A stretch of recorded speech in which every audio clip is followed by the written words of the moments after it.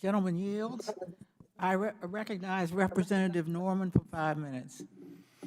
Thank you, Madam Chair. You know, I find it real interesting that, we're having this debate on trying to get information on Hunter Biden, who y'all refer to as a kid. I think he's 50 years old.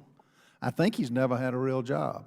I think he was making $50,000 a month off a company that he knew nothing about of what it made other than him picking up his check, and that's the minimum.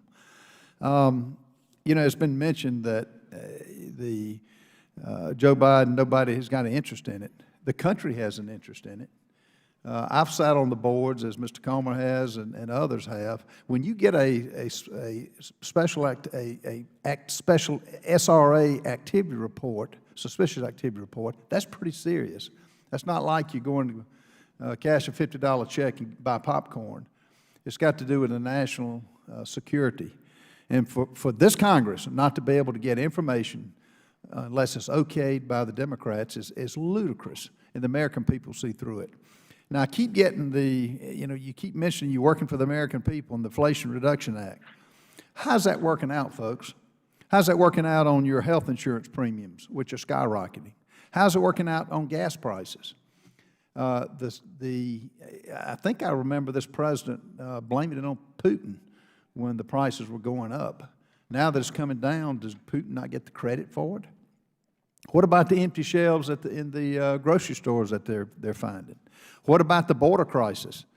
I can't open a newspaper up when, as a result of an open border with everybody coming in from over 150 countries, the fentanyl that's coming across the borders is killing 300 of our young people every day.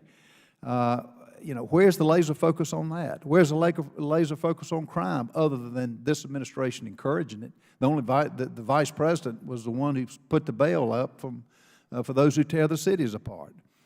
I will give the Democrats credit. They try to name things that is actually opposite. The Inflation Reduction Act is opposite. And I wish it was, during the Eisenhower years, it was administered like that. Instead of $1.5 trillion for planting trees, instead of $250 billion for your tax dollars paying for loans. How is that infrastructure? And folks, it would be laughable if it wasn't so serious. But I think now that we're 50-some days off for an election, that I think you're going to see people coming into this office is going to actually try to do something into this body. And it's criminal what this administration is doing to the American people. That's not deserved, it's not warranted. And I think the fact that the Democrats are trying to get all the focus away from the things that this country is experiencing, they know it now.